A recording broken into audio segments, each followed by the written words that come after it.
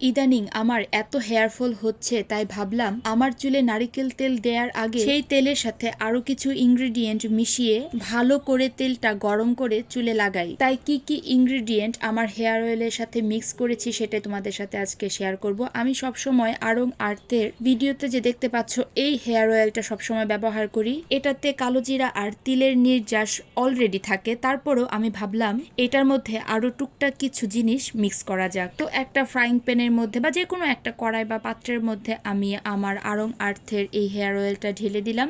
তার সাথে বেশ অনেকটা মেথি দিয়ে দিলাম। একদম লো ফ্লেমে রেখেছি, চুলার আঁচটা কিন্তু একদম লো ফ্লেমে ছিল।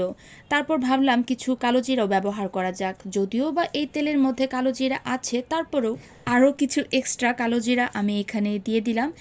তখনও কিন্তু চুলার আঁচটা একদম লো ফ্লেমে দেয়া আছে। তেলটা আস্তে আস্তে গরম হয়েছে আর কালোজিরাটা দেওয়ার সাথে সাথেই একদম বুদবুদ বের হওয়া শুরু হয়েছে। তার মানে কালোজিরার যে ভেতরের উপাদানগুলো আছে সেইটা পুরোটাই তেলের সাথে খুব ভালো করে মিশে গিয়েছে। এরপর কিছু পেঁয়াজ কুচি দিয়ে দিলাম। তখনও কিন্তু চুলার আঁচটা একদম লো ফ্লেমে। পেঁয়াজ কুচিটা আস্তে আস্তে একদম তেলের সাথে মিশে যাবে আর ব্রাউন কালার হয়ে গেলে আমি পেঁয়াজ কুচিগুলো তেলের উপর থেকে একটা চামিচ বা ছাঁকনির সাহায্যে উঠিয়ে ফেলবো। যখন এরকম লাল লাল হয়ে যাবে তখনই আমি উঠিয়ে ফেলবো, মানে বেরেস্তার মতো কালার হয়ে গেলে তখন উঠাবো। আর দেখতেই পাচ্ছেন যে কালো জিরা আর মেথি থেকে কিন্তু কোনো ধরনের বুদবুদ বের হচ্ছে না, মানে তাদের ভেতরে যা উপাদান আছে সেগুলো কিন্তু এই তেলের সাথে সুন্দর করে মিক্স হয়ে গিয়েছে। এবার আমাকে বলুন তো আমার এই ভিডিওটা কারা কোন জায়গা থেকে দেখছেন আর ময়মনসিংহ থেকে কারা দেখছেন তারা কিন্তু অবশ্যই আমাকে কমেন্ট বক্সে জানাবেন। এরপর তেলটা ভালো করে ঠান্ডা করে সেম বোতলের মধ্যে কালোজিরা আর মেথি সহ ঢেলে রেখে দিয়েছি। আমি মেথি আর কালোজিরাগুলো ফেলে দেইনি। তেলের মধ্যে এই মেথি আর কালোজিরাগুলো থাকলে তেলের সাথে এর